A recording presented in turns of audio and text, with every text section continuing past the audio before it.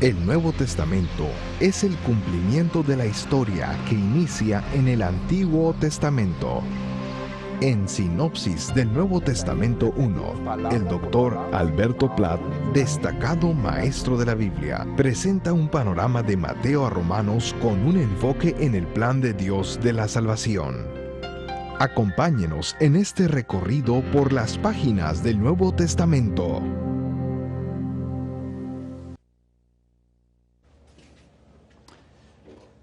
Ahora nos toca estudiar el tercer evangelio en el Nuevo Testamento, el Evangelio según San Marcos. San Marcos también es uno de los tres evangelios sinópticos. Y la palabra sinóptico, como la habíamos dicho en otras ocasiones, quiere decir ver juntos.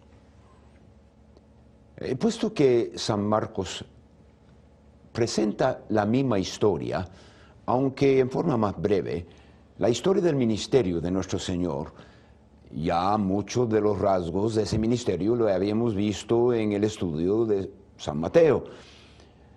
Pero más que todo, uno tiene que recordar el trasfondo muy judaico de todos los evangelios.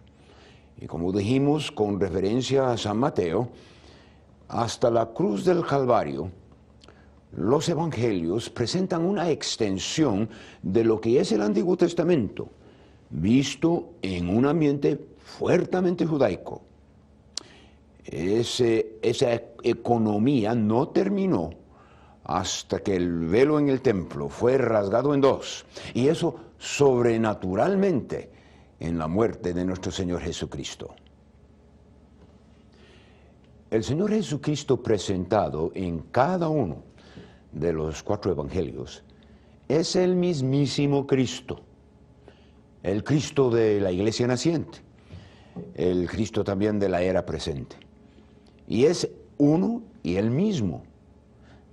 Favor de notar que el Cristo bíblico no es el mismo Jesús que algunos parecen haber inventado, algunos de aquellos astutos proveedores de una religión creativa, pero espuria, y a través de la radio y la televisión se presenta. Por otro lado, tal y como indicamos en la introducción general al estudio de los evangelios, cada autor humano escribió en un contexto muy específico. Lo de San Mateo, un contexto muy judaico, teniendo lectores judíos, y eso lo tenía en mente cuando escribía, con bastantes referencias a la cultura de los judíos, a la Tierra Santa, a elementos específicos de la religión de los judíos, templo, sacerdotes, fariseos, saduceos, el Antiguo Testamento. Pero así, él presentaba las pretensiones de Cristo como el Mesías de los judíos, con énfasis en rey, reino, etc. San Marcos, por otro lado, presenta el mismo Cristo, pero no lo hace de la misma manera. Ahora, considerando la introducción especial al Evangelio según San Marcos, tendríamos que notar que él escribió una de las crónicas más cortas y más sencillas del ministerio de nuestro Señor sobre la tierra. Sin embargo, su estilo era muy terso y animado, con pocos comentarios personales. Le impresiona a uno el uso de acción y la palabra inmediatamente, mientras que no se pierde de la vista su concepto básico del querer presentar el tema de Cristo, el siervo. En cuanto a la paternidad literaria del segundo evangelio, es como el caso también de San Mateo, anónimo. No aparece el nombre del autor a principios de la obra. No es como las cartas del Nuevo Testamento, en donde así el nombre aparece primero. Y actualmente se cree que los títulos que tenemos ahora en el Nuevo Testamento, en nuestras Biblias, fueran añadidos años después de la compostura de los evangelios. Además, en el caso del segundo evangelio, no se menciona el nombre de Marcos en todo el libro. Además, hay pocas indicaciones de su personalidad o sus intereses, y casi nada que nos ayuda a poder identificar al autor. Pero había un reconocimiento en la iglesia de nacimiento. Los testigos más tempranos del Evangelio según San Marcos generalmente hacen una conexión entre San Marcos y San Pedro. Lo conectan con lo que predicaba Pedro en Roma durante la 7ª década de nuestra era cristiana. Uno de los padres de la iglesia, más o menos en el año 150 después de Cristo, decía que Marcos era el intérprete de Pedro, quien le dio la instrucción necesaria para escribir su evangelio. Ahora, la palabra intérprete no quiere decir traductor de un idioma a otro idioma. San Pedro dominaba los 2 idiomas que se usaba. Más bien, es un término que se usaba en un sentido general, que decía que uno estaba en servicio a otro y que hacía conocido o conocida la obra del otro individuo.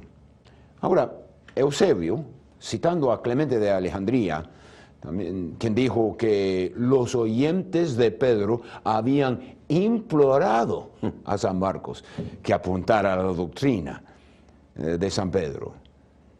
Ireneo confirmaba esa traducción al decir que después de la muerte de Pedro y de Pablo, Marcos nos entregó por escrito las cosas predicadas por San Pedro. Mientras que es cierto, desde el punto de vista lingüístico, que hay un sabor arameo, y del punto de vista de contenido, también lo que San Marcos está presentando refleja del arameo y del estilo lo dicho por San Pedro en la predicación a Cornelio en Hechos 10. Es así que en la iglesia primitiva había una concordancia en cuanto a la identificación del autor del segundo evangelio. Y le dijeron, era Juan Marcos. Ahora bien, ¿quién era ese Marcos? El nombre, aunque no se menciona en todo el evangelio, en el evangelio que lleva su nombre como título, ocurre unas 8 veces, es decir, el nombre en el Nuevo Testamento, a veces como Marcos, sencillamente Marcos, a veces Juan, que tenía por sobrenombre Marcos. Juan era su nombre judaico, de los judíos, mientras que Marcos era su nombre en el contexto romano, latín.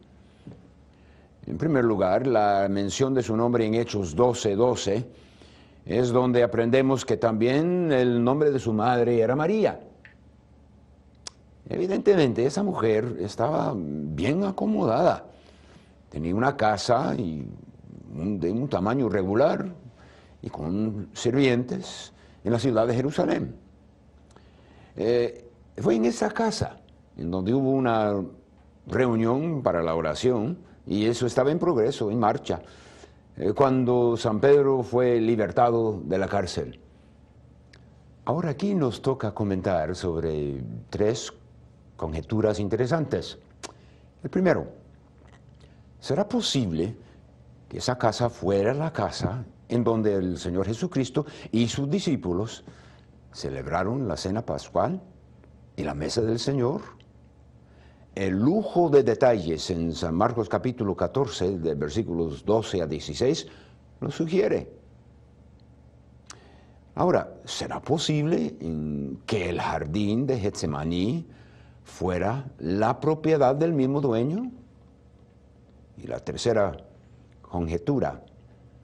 Obviamente, el joven Juan Marcos fue criado en la ciudad de Jerusalén en un ambiente bastante religioso y probablemente estaba expuesto al movimiento evangélico. aunque por ser tan joven, también es probable que no tuvo ninguna relación directa con el Señor. San Marcos, o Marcos, Juan Marcos, era un primo de Bernabé, aunque se tiene que notar que la palabra es primo y no sobrino, como lo dice en la Reina Valera no actualizada, en Colosenses capítulo 4, versículo 10. Nuestra consideración del ministerio de Juan Marcos realmente se presenta en un resumen breve y consta de viajes. Se fue con San Pablo y con Bernabé a Antioquía. Hechos 12, 25. Bernabé y Saulo volvieron de Jerusalén una vez cumplido su encargo, tomando también consigo a Juan, que tenía por sobrenombre Marcos. En todavía otro viaje se fue con Pablo y Bernabé en su primer viaje misionero, Hechos capítulo 13, versículo 5. Después de llegar a Salamina, anunciaban la palabra de Dios en las sinagogas de los judíos. También tenía a Juan como ayudante. Despuésito salieron de Chipre para regresar a Jerusalén, y según 13:13 del libro de los Hechos, Pablo estaba ya un poquito desanimado y consideraba que Marcos era uno que eludía sus responsabilidades, y Juan se separó de ellos y se volvió a Jerusalén. Se propuso despuesito un tercer viaje misionero, y Bernabé sugirió en eso que se llevara a Marcos. Y Pablo se opuso fuertemente y ocurrió una división.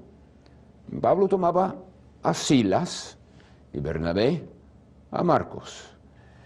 El libro de los Hechos, capítulo 15, 39 a 41, surgió tal desacuerdo entre ellos que se separaron el uno del otro.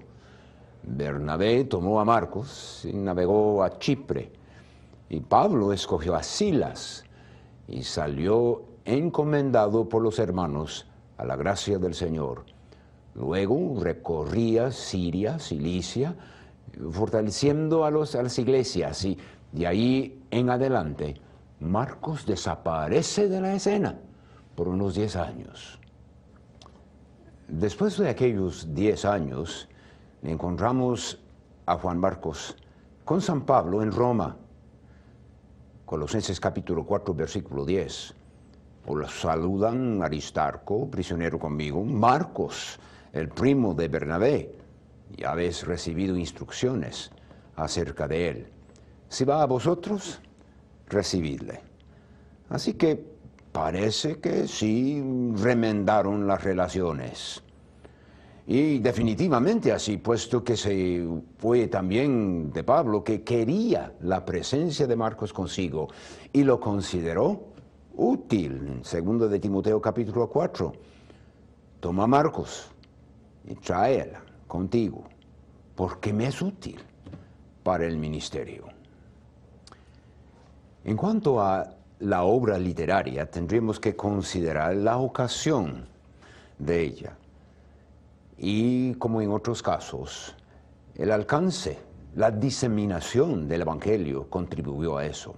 Como en el caso de San Mateo, se tiene que notar que la dispersión, la diáspora, después del martirio de Esteban, contribuyó a la diseminación del Evangelio.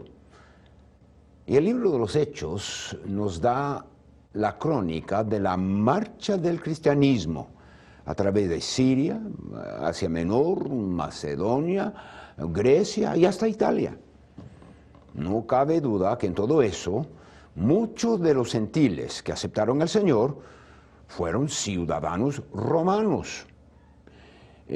Cuanto más lejos se iba entonces de los tiempos, la geografía, la cultura de los grandes eventos históricos en la vida de nuestro Señor Jesucristo y de su mensaje, de la muerte y la resurrección de Él.